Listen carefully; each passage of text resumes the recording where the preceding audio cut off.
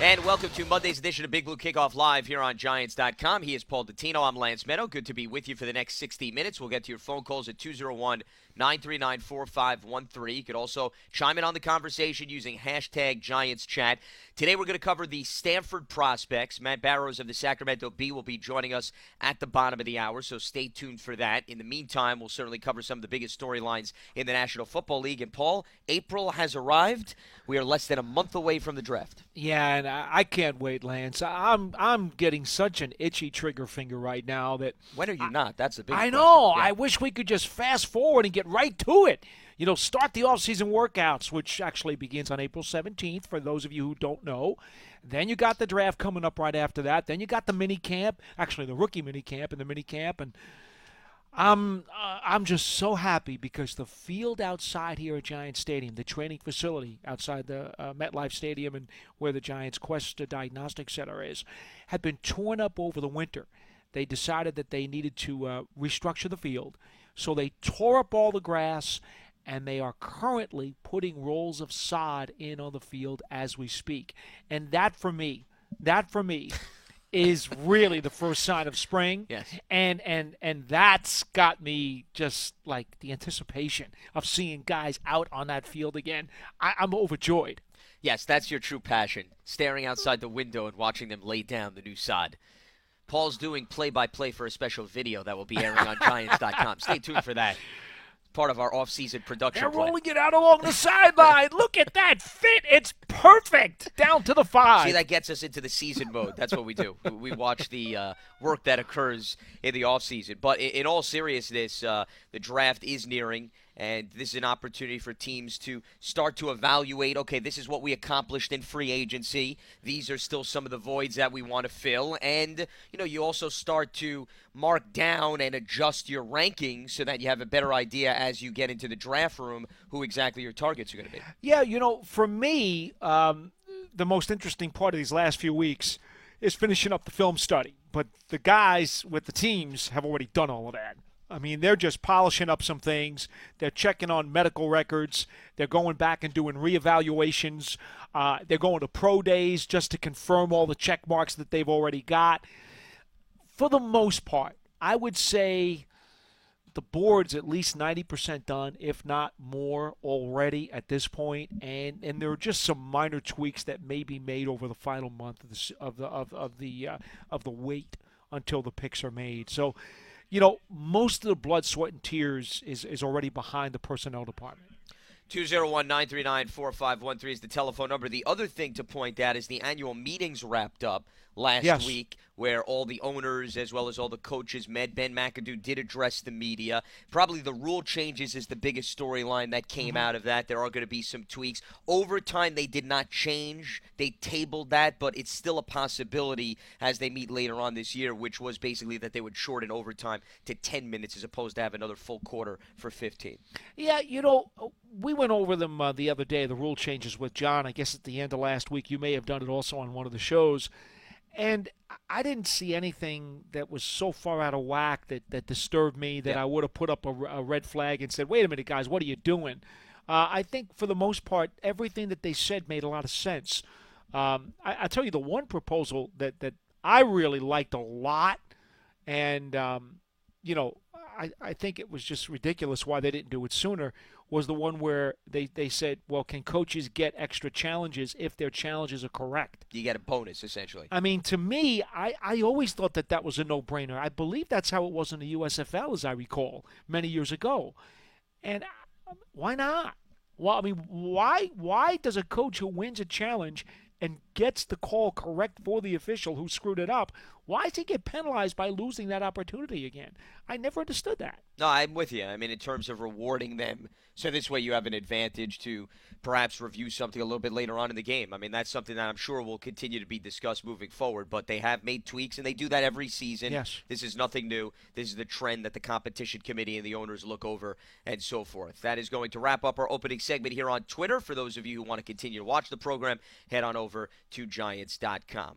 Lance Meadow, Paul DeTito with you here. Monday's edition of Big Blue Kickoff Live, going over some of the notable storylines as we enter the month of April. Annual meetings just wrapped up. The draft is nearing.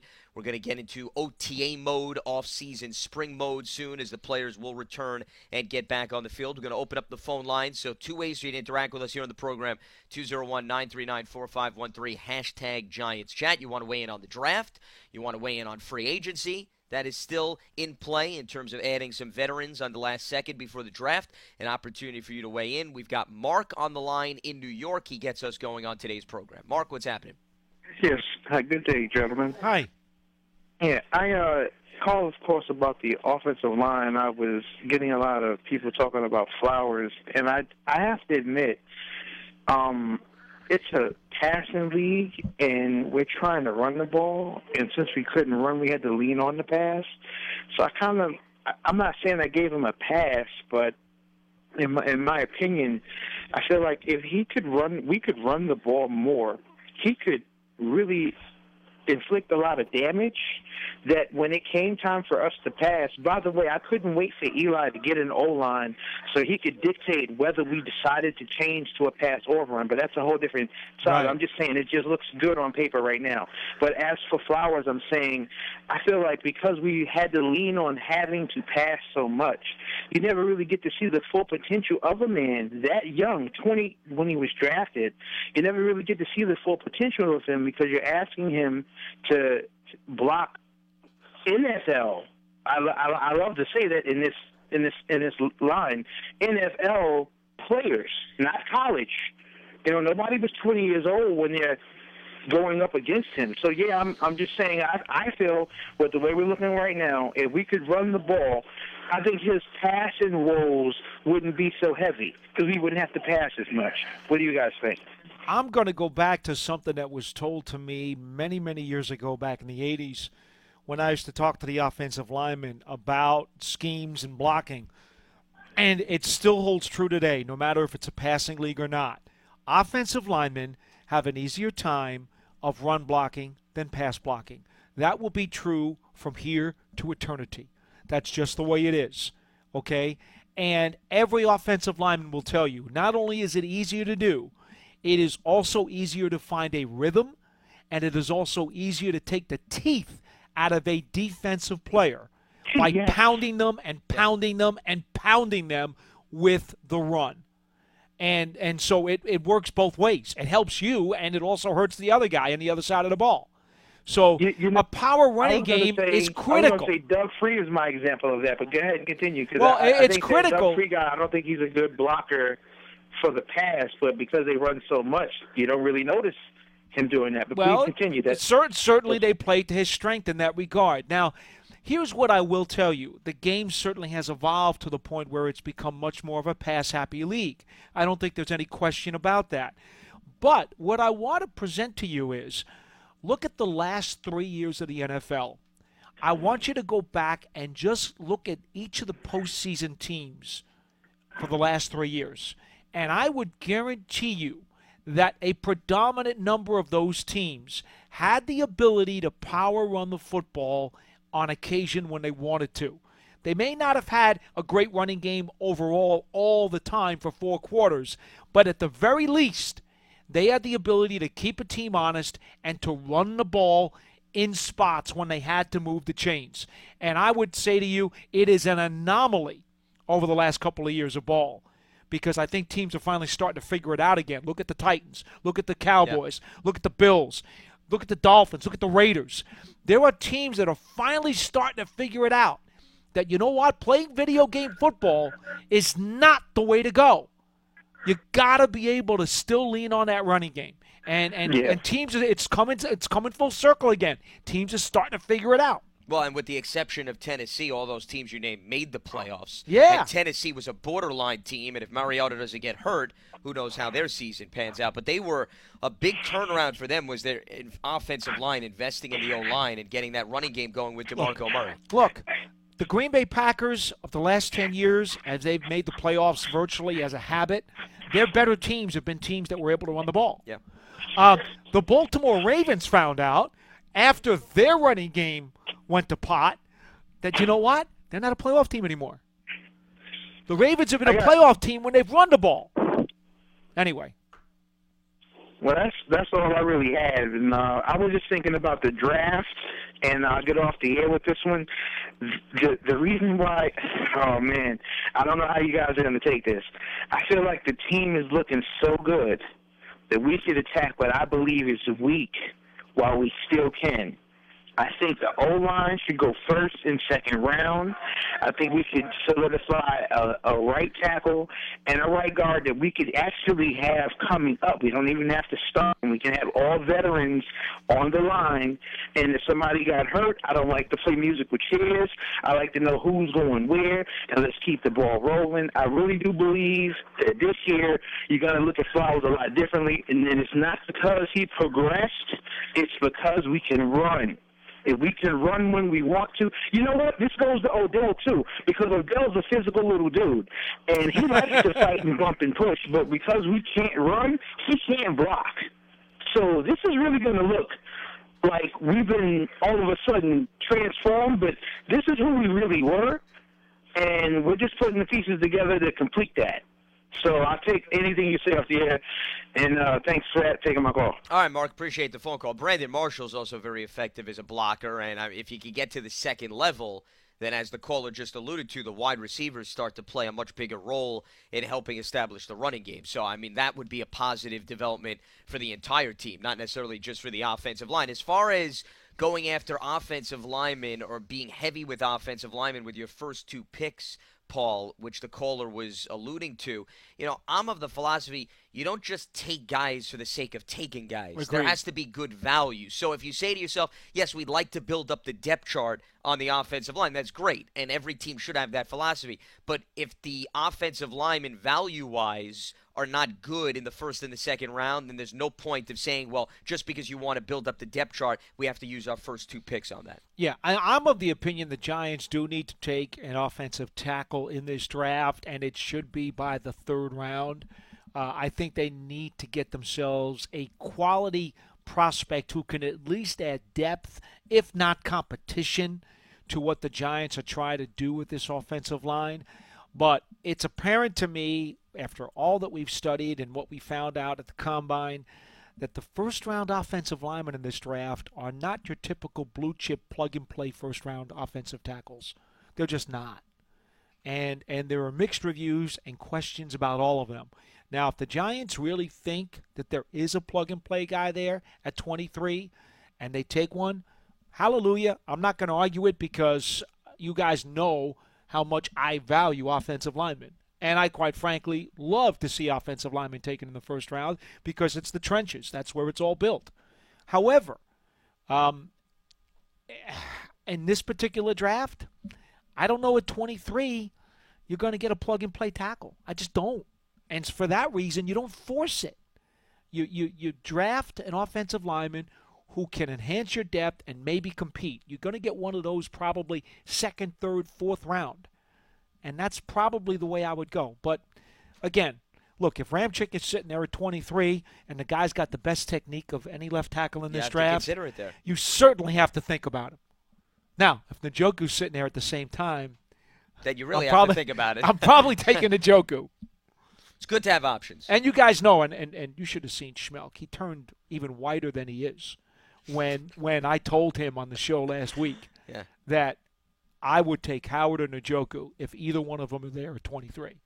Over an offensive lineman. Over anybody else on the board.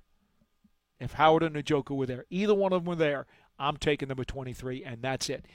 Betty, close the door because I'm done. Well, with Howard, you're also getting a blocker, though, at that position, too. Neither one of them are going to be there. Howard will be gone in the top 15, and Njoku is probably gone in the top 20.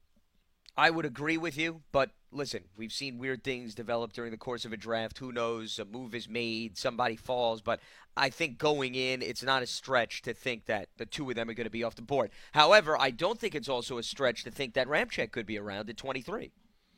I don't think that's a stretch. I don't think that's a stretch at all. Given his medical history and his injury history, I think it's possible he could be in the mix. But then it becomes, are you confident that this is not going to be a lingering issue health-wise and that he could get back on the field in the offseason and you could work him in the mix? Or is there some risk connected to it? I mean, that's going to be the question that any team, not just the Giants, would have to ask themselves if he's still around at that time. Well, the things we heard about him, just to make it very clear to everybody, besides the medical, we also understand that he's going to have to get stronger and more powerful as he comes into the NFL. And we also have to understand that he only played 1 full year in Wisconsin. Okay? Before that, you're talking about a lower level of competition. He played JUCO before he wound up going to Wisconsin for a year. So, all of a sudden now, after playing 1 year with the big boys, all right, those corn-fed cattle out there that they play in Wisconsin, yes. He's now coming into the NFL, and it's going to be quite an adjustment for him. So, is he a plug-and-play player? Maybe, but am I sure? I'm not sure. Just not. And if you take somebody in the first round, you want to be pretty sure. You do. You don't want to necessarily take a guy that, there's potential, there's upside. Again, if they take him, I'm not going to cry. If they take him, I'm going to be like, okay, that's fine. Wonderful. Well, but that means that they believe in him a lot more than maybe other people do, or more than they're letting on. And I'll trust their judgment in that regard. And remember, one of the themes, or at least that we were talking about even after the end of the season press conferences, was the desire for this team to bring in competition for multiple positions, specifically on the offensive line. That would continue that theme if you use the 23rd overall pick on an offensive lineman. 201-939-4513. That is the telephone number. Let's head back to the lines. We got Dino in Jersey. Dino, what's happening? How you doing, guys? Second-time caller. Love the show. Great. Appreciate it. Thanks for tuning in. Very excited for the drafts coming up, as Paul alluded. I like the free agent acquisitions that we made, but now I'm reading things about if Reese will trade up in the first round. And there was a couple scenarios that if he was to trade up, which is not his history, whether or not... Well, don't say that. He's done that many times. Dino, Landon Collins moved up for that, and then you also look at Ryan Nassib. In the second round. Yeah, but I mean, but the point is there's a track record there where they have moved up. That's the point. I mean, it may not be in the first round, but there's been acquisitions over the last 3 or 4 years where they have made some deals. I think that's important to at least know. Yeah, absolutely. Yeah. But in the first round, now let's figure it. Let's try this. A couple of scenarios I had in mind. They were talking about if they were to move up, say from 23 to maybe 12, between 12 and 15, and maybe get a short shot, maybe like a O.J. Howard, or maybe another player they were targeting that could be an impact player right away. Now, I would think that you would have to give up too much for that.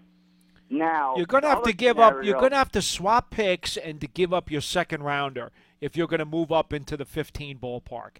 That's the estimate based on the draft value trade chart that a lot of people use as a guide. Again, it's not perfect. It's not an exact science, but that gives you a ballpark of what you'd have to part with. Would you be willing to go up to the 15 ballpark to draft, let's say, an O.J. Howard if you really wanted him that badly by giving up a second-round pick? I would consider that. I'm going to be honest with you. I'd think about it. I don't know that I'd pull the trigger, but I would think about it. Okay, now how about this second scenario? What if we were to just stay at 23 and Njoku fell to us, like Paul, you said last week? I would pull the card, punch it in, and take Njoku. No-brainer. I agree. Okay, now the Raiders are picking after us. Say the Raiders or whoever's picking after the Raiders, say we want to buy in back into the first round, and say there was Cunningham available, or maybe a Reddick, or even you want to buy back in? Hankton. You want to get a second first-round pick beneath you? No. Yeah. So you want your pick? You're keeping 23, and then you want something in addition to that. Correct. Buy back in. I don't think that's likely. Round, yeah. Maybe trade our second-round pick and maybe like a third or fourth-round pick for next year, and maybe get like a Cunningham if he's still on the board after we take Njoku, or even a McDowell if we don't take Hankins, if he doesn't sign, or even Forrest Lamp, and secure 2 players that you don't know if that other second guy would fall to us in the second round. I think it's much more likely that Jerry says, I'm not happy at 55. I'd like to move up, whether it's 5, 10 spots or whatever it is, or even all the way up to the beginning of the second round like he did do for Landon Collins. Yeah. Okay? I could see him doing something like that and getting much higher in the second round, saying, look, as somebody I really want, he's never making it to 55. I got to get up there. I could see that happening. In fact, I'm predicting that the Giants will make a trade in the first or second round because I think the team is playing for now. I don't think they're playing for 3 or 4 years down the road. I think they want to win a championship this year or next year. Look at the contracts, the way this roster is constructed. They're playing to make a run now. So if there is a dangling carrot in front of them, I don't think they're going to hesitate to go up. But to go up into the first round and get a second first-round pick, the price is exorbitant. The contract situation does not really help you out a whole lot because now you got to guarantee first-round money for 2 guys instead of 1. And I don't, quite frankly, think there's going to be anybody behind you in the first round that's going to be too anxious to drop out. And keep in mind, Dino, there's a lot of depth in this draft, too. I mean, let's not overlook that. There is. So, I mean, if there's not a huge drop-off between the offensive lineman or the defensive lineman that you're looking at, I don't think it's necessary to move back into the first round, where even in their second-round position, I still think they get a quality player because there's a lot of depth at a lot of positions. If there was only depth at one position, I think maybe that changes your mindset. But when you're talking about tight end has depth, running back has depth, defensive back has depth, defensive lineman has depth, why would you all of a sudden bank on moving up into the first round when you probably could get some decent value a little bit later on? It's just not worth it. Well, this is why I was asking you guys. You guys are the experts. And I was just going through my head all night thinking about this because I was reading all these scenarios. I'm saying to myself, well, what if something like that would work out? But would it be worth it to buy back into the first round, whether or not it would be value? See, I would tell you this. The second round would be better. I would tell you this, not just from a personnel perspective, but also from a financial perspective. If many of the players in the last 6 or 7 spots or whatever at the end of the first round are of roughly the same value as the first 10 or 12 players in the second round, well, to be honest, okay, you're talking about not just player value, but contract value too. And from an economic perspective, if you believe that you can get what you need at a position that you're looking for, and there's a guy you really like, and you think there's a good chance you can get him early in the second round, then that's where you want to trade up and go get him. Much like Landon Collins. They knew exactly what they were doing when they made that move. Yeah, you're right. But, Paul, I'm with you with the whole Njoku thing. I think he's going to be a real good player. Yeah, so do I. If he drops to us. My friend's a very big Hurricane fan, and he said, if you guys can get him, grab him. Yeah, and that could be tricky. It's going to be close. He has ties to Jersey, too, so that's, I'm sure, what also makes him attractive to at least maybe some of your friends and so forth. Yeah, and I definitely, if he falls to us and there's a lineman, I definitely would take him over the lineman right now. Even though, like Paul says, he likes the trenches, but if Njoku's there, I would grab him. I think Njoku's more of a can't-miss prospect, and that's why I would take him. I mean, and it also depends on, where the Giants, their thinking is at this point. Do they even want to bring in a tight end like that? I'm not saying that he doesn't have appeal, but I go back to the track record of this team. And, aside from Jeremy Shockey. Which, by the way, they traded up to get him.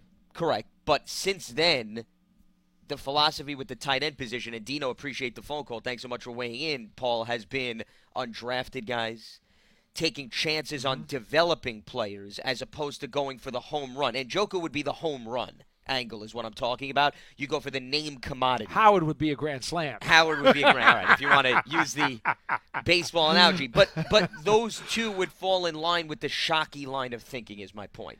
Well, they would not fall in line with the Jake Ballards of the world and some of these other players, or even the free agents like Martellus Bennett and so forth. Well, because you're going along the lines of hey, go after a legitimate potential star player at the position as opposed to a plug-in complementary player, yes, which is what they have done for many years since Shockey was traded. Yeah, that's been the philosophy. The philosophy has been we'll have one guy that can block, we'll have one guy that we think can do a different role and mix and match. Well, quite frankly, Ellison is the blocking tight end right now. In fact, we got a question on Twitter asking us where they think he's going to line up. I do think he's going to line up mostly at tight end, but he will also line up at H-back and fullback on occasion. I'm sure of that. That's why they got him. But I think that you could talk about how, getting a Njoku, so you run double tight end. What's the problem? You run him and Ellison out there. Yeah, Ellison can block, and then Njoku can run routes. So, of course, that's very feasible. That's why, to me, it's not a problem. Because they've already got a blocking tight end in Ellison, I don't mind if they go after a pass-receiving tight end like Njoku now. I didn't want Ebron a couple years ago, because I didn't think he wanted to block. I thought he was half of a player, and I thought that at that point in time, the Giants did not have enough of blocking available where they could have the luxury of going after a guy who was just going to catch passes. Well, guess what? With Ellison here now, you could go double tight end, and Njoku goes out for a pass, and Ellison helps block. I'm okay with that. Yeah, the addition of Rhett Ellison, I think, gives you some flexibility in terms of your thinking of what you want to do with the receiving tight end. But then again, they still have a few other guys currently on the roster that they may want to continue to develop, like a Will Tye. Don't forget about Matt Lacoste. Mm-hmm. He is still very relevant in the conversation, even though he's been banged up each of the last few seasons. All right, we'll get back to more on the Giants front and their draft plans in a little bit, plus your phone calls. But each and every program leading up to the draft, we've been previewing a group of upcoming prospects. And today our focus is going to be on Stanford. And we are now joined by Matt Barrows, football writer for the Sacramento Bee, also covers the San Francisco 49ers. He's kind enough to give us a few minutes. Matt, Lance Meadow, Paul Dottino, Big Blue Kickoff Live, Giants.com. Appreciate the time. How's everything? Everything's good. How are you guys? Doing very well, Matt. And let's focus here on the Stanford class, and then we may want to touch on some other NFL-related subjects because we know that you have your pulse on what's going on in the Bay Area. But with respect to the Stanford class, Solomon Thomas, their defensive end, and Christian McCaffrey, their running back, I think are by far their top two. Let's start with Thomas, Pac-12 Defensive Player of the Year this past season. From what I've read, Matt, there are a number of people that are not necessarily sold that he's at a definitive position, that he's maybe more of a tweener. Where do you see him at the NFL level? Is he that defensive lineman, or is he more of the type of guy that could very well play at the linebacking position? I think he's on the defensive line. I mean, he did all of his damage, or most of his damage, last year against guards and centers. Just overpowered them, was quicker than them, and really blew up the inside of opposing teams' offenses. The issue is that he's 6'3" and 272 pounds, and nobody believes that he's going to be able to pack on a lot more than that. I remember that Bryant Young, the famous 49ers interior lineman, was about that same size coming out of college. He got well over 300 pounds and, very strong, muscular guy, and played on the interior. That's the question with Thomas. Is he tapped out right now in terms of size and muscle? He is quick, so I think a lot of teams probably see him as that 5 technique, that defensive end, either in a 3-4 or a 4-3. Standing up, he did very well at the combine with his 40 time and some of the other tests. He just didn't do any of that in college. I mean, most of the time, like I said, he was on the interior of the line. So it would be a bit of a leap of faith if you were drafting him with the thought that you're going to move him to say an outside linebacker in a 3-4 system. But having said all that, he's fantastic. He's strong, high character guy, everything you want. The question is, where exactly are you going to play him? Now, Matt, assuming he's going to play at about 270, 275, which is where I've seen him listed at, let's say he doesn't gain any more weight. To me, the more intriguing question is, can he slide down in a sub-package and play inside as one of your pass-rushing defensive tackles with the kind of attributes that he has? Does he have the quickness to be able to do that and create some mismatches against plodding interior linemen on the offensive side of the ball?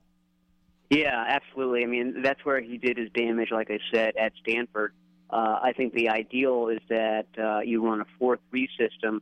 You play him at that left defensive end spot, the strong side spot on base downs, and then, like you said, you move him inside to the interior to defensive tackle on passing downs. And I think that's probably what teams that are contemplating taking him high, taking him in the top 10, are figuring they would do if they landed Solomon Thomas.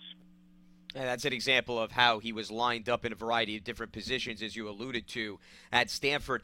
I also noticed that he had 7 penalties this past season, Matt. Is he a gambler type of defensive lineman, and how concerning is that, maybe, as he makes the move to the NFL? Yeah, he's a timer. He times the snap, and that's how he beats a lot of these guys. I mean, he's a smart guy. He's figured out, if I get off snap as the ball's moving, I can get away with that.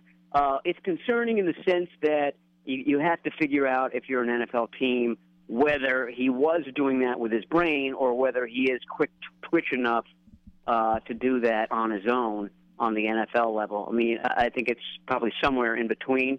He's not the fastest guy off the line of scrimmage, but he's certainly fast enough. I think he's definitely a top 10 pick. But like I said, it's going to a team that has the right plan for him, the right defensive fit, scheme-wise, for Solomon Thomas. All right. You want me to go to the elephant in the room here, Lance? Why don't you? All right, we might as well. Enough of time on Thomas. Christian McCaffrey, a son of a former Giants receiver, Eddie McCaffrey, as you know very well. So much discussion about him, my friend, because we were out at the Combine in Indianapolis, and there was such a mixed bag on him.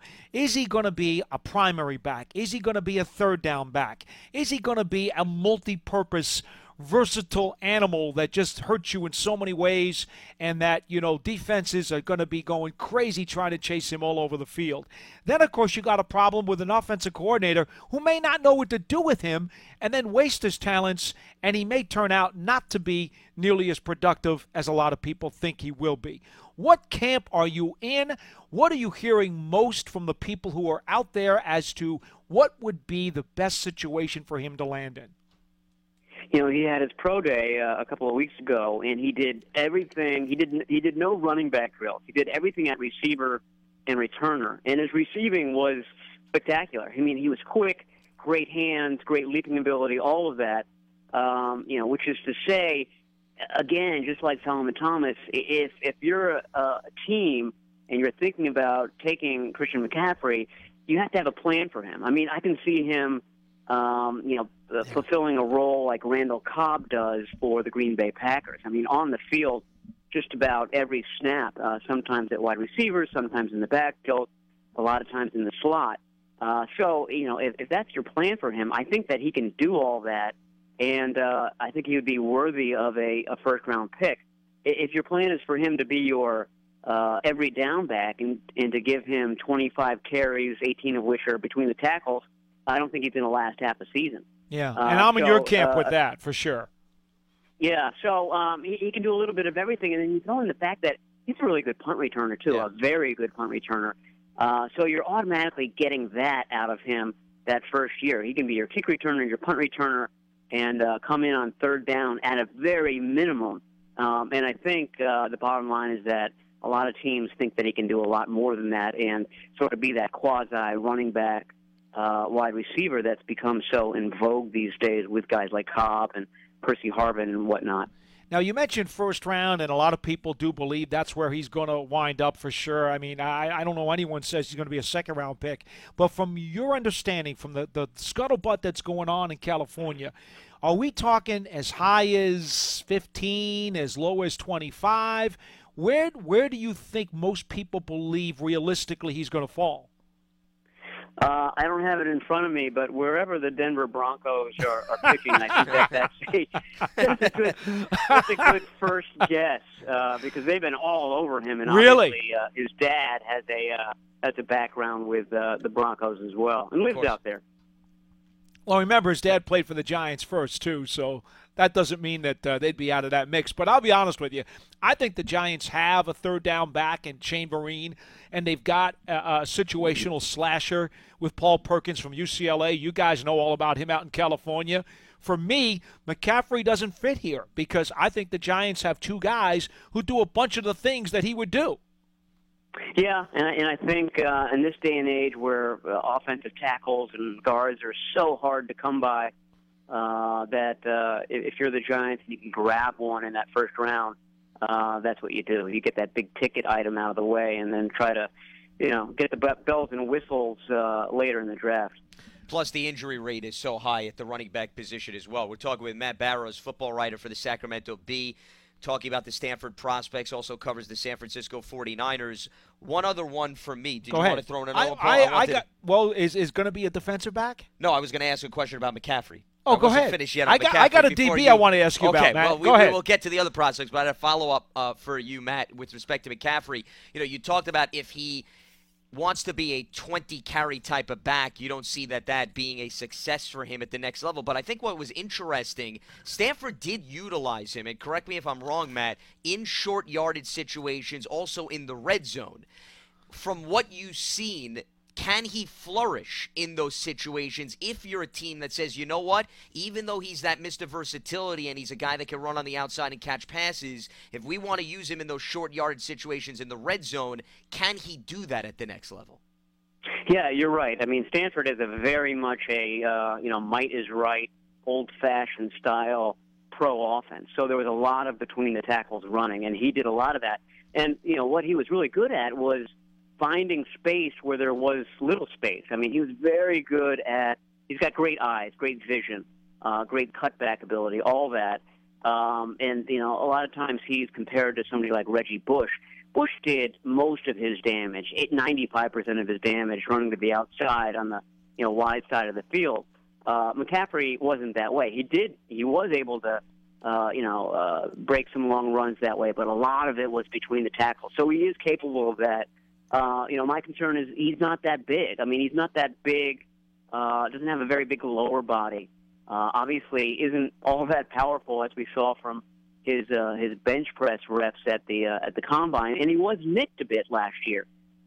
So, you put all that together and you project that in the pro game, and he's going to get hit a lot more. So, again, I don't think that his best bet is that workhorse Leonard Fournette type of running back. All right, I got to ask you, Matt, about a guy who probably a lot of people here on the East Coast don't know about. He's a dark horse to be drafted, but I just got a feeling about this guy that he's going to wind up making a roster. Strong safety Dallas Lloyd, the guy who converted from quarterback. Now, you know him, obviously, because you've seen him play. I think he's got some definite NFL potential, 6'2", 213. I know he ran in the 4.6s at the Combine. But this, to me, is a third-day sleeper pick who's going to surprise somebody and make a roster because he's a football player.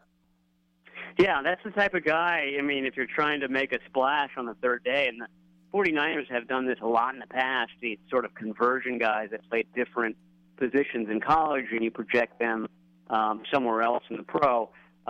Yeah, I mean, he's got all the athleticism and, as you mentioned, the size that you want. He's the prototypical strong safety size. Everybody always says, safety is the quarterback of the defense. So he's got that going for him too. But again, it's a leap of faith. It's a projection, and that's why you use your 6th or 7th round pick on that type of player. Yeah.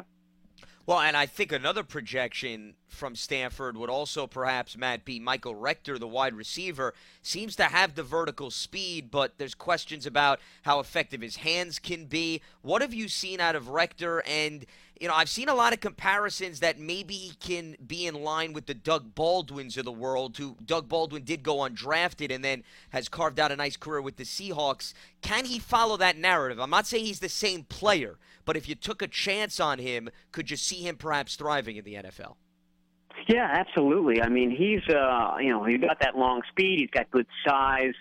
He didn't have Andrew Luck throwing to him at Stanford, so his numbers are not all that impressive. But they haven't had the greatest quarterbacks there the last few years. He's intriguing. And then Francis Owusu, who's the brother of a more famous Owusu, is also coming out, and he had a very good pro day. I thought he ran under 4.4. 6'2", a little under 6'3". He's another guy that, again, leap of faith, probably an undrafted free agent type of guy, but probably is going to be a priority because of that speed size factor, and Rector has the same thing. Matt Barrows from the Sacramento Bee joining us on the program. I'm going to hold you over for one more here, Matt, and I don't know, how much did you see the California Golden Bears at all this year? A bit. They've got that what they call the golden gun or something. One of these up tempo offenses. So it's very hard to kind of scout these guys and project how they're going to do on the NFL level. Well, I did want to get one question in about quarterback Davis Webb, who's had his injuries. Of course, he went to to one of the All-Star games and did okay there, but. For a team like the Giants that's looking for potentially a young quarterback to fit onto the roster, I don't know how late he's going to be. Some people think he could be a second or third rounder. Some people think a fourth or fifth rounder.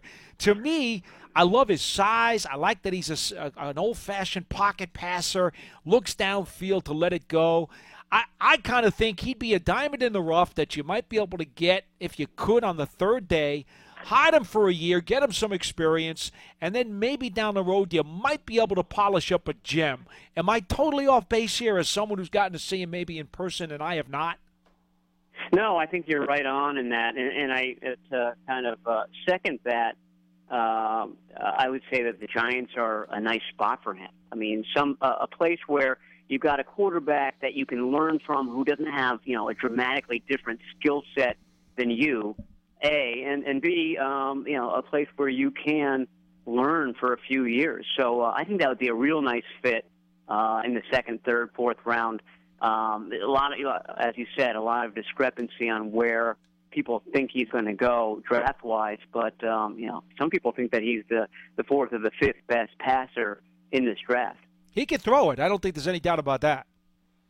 He's got experience. I mean, he was at Texas Tech for a while, got beaten out by Patrick Mahomes there, had to go elsewhere. So he's been around the block. He's taken his lumps. He's got a maturity factor about him as well that I think will play well on the NFL level. Well, speaking of the Giants and perhaps Bay Area connections, I want to switch over to two NFL players that are already established, and there's a connection between the Niners and the Giants this offseason, Matt. A player that you covered, Shane Drone, has now joined the Giants. He's supposed to add some depth to the backfield. We know he can catch the ball. He's a versatile guy. What is something perhaps that maybe gets overlooked about his game that you think he could add to the Giants' backfield that fans may have not been able to pick up? He came in 2015 to San Francisco off the street. I think he was living in Detroit, and they signed him on a Monday, and he was starting by the following Sunday. So he's a professional. He's a smart guy. He's been in just about every system there is. So it's not going to take him long to pick the Giants' offense. He's a jack of all trades. He can do a little bit of everything, including special teams. Very good special teamer. So he's somebody. If your starter goes down, you're going to be in good hands. Got a lot better as a third down back over this past season. So I think he added that to his arsenal as well. Just well-rounded, not spectacular at any one thing, but very good at multiple things. I was going to ask you, I don't know how much you got a chance to look at DJ Fluker with the Chargers at all, but, certainly more than we got to see him out here on the East Coast. The Giants are taking a flyer on a prove-it contract with him. Impressions of what he might bring in terms of upside? Well, just a big body. I mean, I don't really know him that well, but going back to what we were talking about as far as the Giants' top draft pick, it's just so hard to find tackles these days. It's hard to find them in free agency, and then they're not being developed like they once were on the college level. So if you got a chance to bring in an experienced guy like Fluker, you do it, and obviously New York did.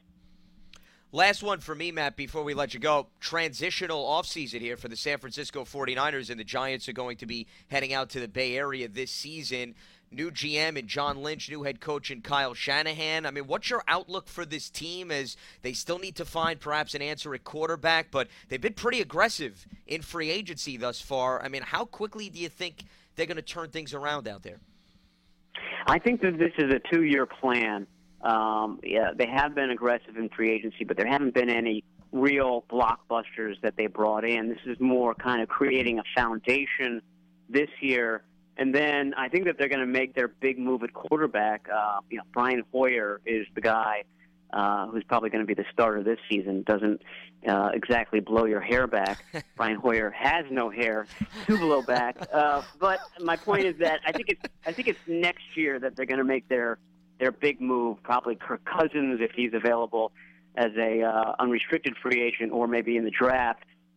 So, like I said, I think this is a 2-year plan. I think the 49ers expect to be better than 2-14 in the upcoming season. But I think 8-8 would just be they'd be over the moon for that type of record. And it's after that they feel like they're going to have to start making their move. Matt, I will tell you one thing before you go. As you enjoy 49ers football this year, you will have a wonderful time talking to Robbie Gould. We had him here with the Giants for almost 2/3 of the season this past year. You got him as a free agent. Great guy, fun guy, terrific locker room guy, good teammate. He's good stuff, and I think you'll enjoy very much having him around. All right, great. And I believe he didn't have a miss when he joined the Giants last season. That is correct. He was terrific. Yep. He was terrific. Guy's a pro. He's a pro's pro, and good stuff. I'm glad that he was able to find himself another contract. Yeah, I think he's going to be a nice fit in that locker room. Well, Matt, listen, we greatly appreciate the time and the insight. Matt Barrows, football writer for the Sacramento Bee, kind enough to give us a few minutes, and look forward to talking to you down the line. Okay, Thank you, Matt. Thanks for having me on, guys. You got it. All right, Matt Barrows with the latest from the Stanford prospects as well as the San Francisco 49ers, as it's going to be interesting to see how football pans out in the Bay Area, given the fact that the Raiders are going to be on the move to Vegas in 2020. I don't know what you do when you're in an NFL city and you cover that team, or you do the games or the pregame show and you do all the wraparound shows with that team, and all of a sudden they move away. Do you just not cover the NFL anymore? Do you move with the team? Do you decide you're going to have to relocate because, after all, that's what you do? I remember Jack Snow, who was with the Los Angeles Rams for many years, former player, moved with them to St. Louis. And then, of course, they moved out. And subsequent to that, I think at some point he eventually retired. But, I mean, that's, to me, I'll be honest with you, I would be devastated. Oh, are you kidding me? I didn't even have to answer that question or ask you that question because I knew what the answer was going to be. I could not even imagine covering the NFL, being in an NFL city, and then finding out that the team is going away. Those people in Baltimore when the Colts left, the people in Cleveland when the Browns left. And that was in the middle of the night, by the way, too. Well, the Baltimore situation. Yeah, I can't even imagine that. How do you lose your franchise? I mean, especially if that's part of what your career is. That's what you work in. You're tied into that, yeah. I mean, I think if you work for the team, it's easier to obviously move with the team, as we saw with the Rams, who made the move from St. Louis to L.A. Yeah, but if your roots, though, are in that original correct. city, it's still pretty hard to go. You may not want to uproot your family and so forth. It's a tough decision that anybody's going to make. But I think you were also looking at it through the angle of, which I think is interesting, if you're somebody on the broadcasting team or you're somebody who covers the team for the local paper and you don't work directly for the team, then usually somebody in the new market would then take on that role. Just like the St. Louis papers are not covering the Rams anymore. That's a Los Angeles covered market now. So, I mean, that does change the game, yeah. And it's tough. Absolutely. And plus, what's unique about the Oakland situation is they're staying in Oakland for at least the next season. What happens in 18 and 19 will depend on whether the team wants to take an option on the lease for the Oakland Coliseum or get a temporary stay elsewhere. I mean, there's chatter that they may even share Levi Stadium with the San Francisco 49ers for a season or two. So that's why I said football in the Bay Area is going to be very interesting. So how many media people are now applying for jobs in or around Las Vegas, hoping that, okay, within a couple of years they'll be covering the NFL. Absolutely. Well, the radio stations, I'm sure, are starting to jockey for the radio rights, too. Guarantee it. Yeah, it'll give them – listen, when was the last time that they had professional sports that they could cover on a consistent basis in their own backyard? The only thing they had was minor league hockey. Yeah. And, of course, they had one of those minor league football teams, too, for a while. The Las Vegas Outlaws. Yeah. Remember those guys years ago? They may have had arena football, too, at one point. But did they have an XFL team, too? Yeah, I mean, but I know that lasted. I'm just that doesn't throwing that even out there. Yes. put a blip on the radar. radar. Well, I mean, clearly UNLV is the big thing to cover out there. But what's also notable is not only are they getting the football team, remember, hockey's coming to Las Vegas, too. So you're getting the NHL and the NFL in a very short period of time. No. So it's all of a sudden becoming a professional sports. I still feel bad for the Oakland fans, no matter how you cut it. Especially since this is the second time in which their team has relocated. Oakland to L.A. is a little different. Now we're talking about Oakland to Las Vegas. And our star producer, David Dominic, says arena football and the XFL were both called the Las Vegas Outlaws to get the correct name. No disrespect to the former. I think you were in that ballpark. I said the Las Vegas Outlaws. You said the Outlaws? Okay. The XFL, though, had the same name. That's what he was going to say. Yes. Oh. In addition to your point. XFL doesn't count. Boy, it's a sour subject that we're bringing up with the XFL. I thought you mentioned you saw the documentary. Then you should tell me that. I did, and the documentary was fun. Nice. Yeah. But one of their players' name was He Hate Me. Rod Smart, who later played for the Panthers and Eagles, I believe. Gave it to the NFL. But the dude's name was his name was He Hate Me. What's wrong with a little flair nickname? If your name is He Hate Me, then your league doesn't exist. A league cannot have a player's name, He Hate Me. This is the problem. Good luck trying to explain to an old-school philosopher when it comes to football something about the new regime. The rugby scrum instead of a kickoff? Come on. Well, that's how players got hurt. So I was not necessarily a fan of that. That was a bad idea. Yeah, he also, by the way, appeared in the Super Bowl with the Panthers, too. Yes. He Hate Me. The only thing that was good about the XFL, and there was one good thing, They were the ones who really started to implement the hanging camera. The technology. From That's overhead. That's probably the biggest takeaway. That's no the doubt. biggest thing that came out. Yeah. In the USFL, the biggest thing was the two-point conversion. That wound up coming into the NFL. XFL was the hanging camera from the wires. Well, and that's the overhead sky cam. That's a trend overall, Paul. Usually whenever a league folds or a team folds, there's usually some type of a takeaway. They want to steal something. Correct. ABA with the three-point shot. Remember that? Yep. You were old enough to remember the ABA? I remember the ABA. Well, nice. Remember, but keep in mind, the new ABA form. No, because I called games for one of the local new ABA teams. Did you? Yeah. Okay. They actually came back. New ABA. Well, I'm just saying. It was the fraud ABA. No, well, because I don't think this happened in the original ABA, but the new ABA, what they did was if you made a steal in the backcourt, 2s became 3s and 3s became 4s. I know. I figured you'd love that. That's why I wanted to throw it out That's along the lines of the XFL, folks. Oh, correct. Yes. No touchy-feely with the rules here. Yes. Unbelievable. We don't want to mix and match here.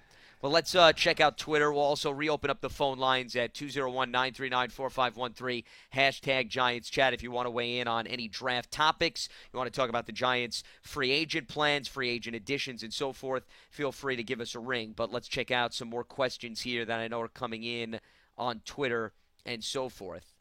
Freddie at FreddieJ_23 says, can this be the year that the streak ends of P-Dot's guys he wants being drafted before the Giants pick? You going to go out on a limb and maybe make a prediction there? Look, I've already said that if Howard and Njoku are there, I would take one of them hands down. I have moved off the trenches for those two guys and those two guys alone. The problem being, I know they're going to be gone. They just have to be. Because there are two teams out there who have a picture of my face on their draft board, in their draft rooms, and they're throwing darts at it as we speak. So, no, the players that I want for the Giants in the first round, they're going to go. It happens all the time. Well, it happens all the time. I'm bringing up the latest. But I finally got Fluker. Finally got him. Took me a long time. But yes. Took me a long time, but I finally got him. Here is the NFL.com mock draft. They have 4 people that put together a mock draft. Do any of them have either tight end lasting to 23? Well, that's what I'm checking, too. And then I also wanted to see who they have going to the Giants. Let's see. This is the new one now, right? Yes, these are new ones. This was updated about a day or two ago. Brand new one. They have O.J. Howard. This is the first guy. This is Chad Reuter, number 9 to the Bengals. And then let's see if they have another tight end. Then they have Njoku going to Tennessee at 18. Exactly. And then they have Ryan Ramczyk going to the Giants at 23. Which is fine. That's that one. Then the next mock draft, this is Charlie Casserly. Like Charlie. Has O.J. Howard going 12th to the Browns. And then he has to the Giants Ryan Ramczyk. He does not have Njoku going before the Giants select. How about that? That's very interesting. Actually, now that I'm looking at it, I'm going to take a glance here just in case I skipped over. It does not look like he has Njoku going in the first round, according to Charlie Casserly. Whoa. Yeah, he does not have him. The only tight end he has is O.J. Howard going in the first round. So here's Charlie, I love it. Giants take Ramczyk and trade up to get the first pick in the second round and get Njoku. And they get it. Well, but you know what? I know we chuckle and we laugh about this, but I'm glad you brought that up because think about it. Landon Collins, the conversations went into the other gauge because he fell through. He was a potential by some people to be late first round. But then when he didn't go, then all of a sudden the Giants are like, wow, we're starting up day 2. He's still there. Let's make a move. So you're right. Maybe something like that happens. You make your first round pick, and Njoku is one of the other guys high on your board. He falls through. That changes your game plan heading into day 2. Okay, Lance Zierlein, let's see what he has. O.J. Howard going 8th to the Panthers. And then he also has him potentially being traded to the 49ers after he's selected. Okay, because they have Olsen, of course. Yes, Carolina has Greg Olsen. Then he has the Giants taking Malik McDowell from Michigan State, the defensive tackle. Quality player. Absolutely. I'm a big fan of him. Really like him as a player. And then he has Njoku going to Pittsburgh at the 30th overall selection. So that is his projection. Then the last one for NFL.com's mock drafts is Daniel Jeremiah. He has O.J. Howard going 12th, like Charlie Casserly, to the Browns. Then he has the Giants taking Hassan Reddick, the defensive end out of Temple. And then he has Njoku going right before the Giants to the Dolphins at 22. So 3 out of the 4 have both tight ends gone in the first round. Not all of them have them gone by the time the Giants. 2 of them have them gone. 2 of them have them both gone. And then one of them doesn't even have Njoku going in the first round. Okay. So there you go. I mean, so the odds are 50-50 according to NFL.com at the moment that I would get a shot at one of those 2 tight ends if I was on the board at 23. And you know what that means. The 50 that's going against me is going to happen. Yes. Percentages won't necessarily align in your favor. And 50% of them also say that the Giants are going to be in a position to take Ramczyk, the tackle out of Wisconsin. 2 of them say that. I like all the picks that they project, by the way, for the Giants here. All those guys I think all of them make sense. Actually have value at 23, and you could also make an argument that there's need there. Remember, Reddick would be a linebacker for the Giants. He would not be a defensive end. But he could be a guy that at times, like Devon Kennard, you could bring up to the line. I don't think he could rule that out. I'm not so sure that I wouldn't take Cunningham over Reddick, to be honest with you, as the outside linebacker, because he's proven to be more well-rounded at the college level. Reddick may project as somebody who can do all those things and may even be a better player. But Cunningham at this point is more of a proven player based on what he was doing in college. And the competition in the SEC because he's the linebacker at Vanderbilt. So, but I mean, I don't have a problem with the value of any one of those picks at 23 for the Giants. Yeah, and that's what the fun of looking at these mock drafts is, just to get an idea of how other people are viewing and based on what they're hearing. So that's 4 people who work for NFL.com, and the opinions are all across the board. Here's the good news, okay? This draft is so deep at so many different positions, including some spots where the Giants are thin, that they are very, very likely to get useful guys, or I should say useful prospects. You never know how useful a guy they're going to be till they get here. But they're very, very likely to get useful prospects at spots they need. Let's just take a quick glance at Twitter before we wrap things up. Bill at Bill_Norris 550. He says, would not be upset if the Giants got Christian McCaffrey when they select at 23. based on what we just heard from Matt Barrows and his versatility. And then Ben Gruen at Gruen Ben, we were bringing up nicknames that you weren't fans of. So he throws out, what about Chad Ochocinco? No opinion about the artist formerly known as Chad Johnson. Yeah, whatever. Whatever. Well, we thought we'd get maybe some type of reaction out of you. But whatever. But by the way, McCaffrey's a good value at 23. I just don't like the fit. That's not to say he shouldn't be a in the 20s value. I could absolutely understand if somebody in the early 20s wanted to take him. You could not criticize them for that. No, not at all. The question is, how would you use him, and what do you have on your roster already? And based on going back to what Matt said in our interview earlier in the program, there is going to be a team, Paul, that's in the first round, and they're very high on McCaffrey. And the reason why they're very high on it is because if you ask the coaching staff, they'd be like, this is how we're going to use McCaffrey on and that's day what one has to happen when he arrives in camp. That's what must happen. They have it all mapped out, and they know exactly what they want to do with him. The team that takes him must have a plan already put together that the GM can say to the coach, what are we going to do? Oh, yeah, you're going to do that and that with him? Great, because we've seen him do that. He's great at that. We have a need for that. Bang, take him. If that line of communication does not happen and they are not totally on the same page about that, you don't take this player. You just don't. Now, he had thrown out the Denver Broncos, given Ed McCaffrey's ties there. Denver picks 20th. And I'm looking at these NFL.com mock drafts. The first one has McCaffrey going 20th to Denver. There you go. Based on those projections. And that's fine. Good. And he could very well wind up. And he fits there well. And they need help in terms of their running game. Absolutely do. They have had some issues on the ground. He will actually be a very good fit. And I'm sure John Elway wouldn't mind his former teammate's son on the roster, given he's got a full scouting report, I'm sure, from Ed McCaffrey firsthand. Well, that's going to wrap up Monday's edition of Big Blue Kickoff Live. Certainly appreciate all the phone calls, all the tweets as well. All week long, we'll continue to preview more and more draft classes. Tomorrow, the focus is going to be on Michigan, and then we will have different schools each and every other day throughout the course of the week. So enjoy the rest of your Monday. For Paul Dottino, I'm Lance Meadow. We'll speak to you tomorrow right here on Giants.com.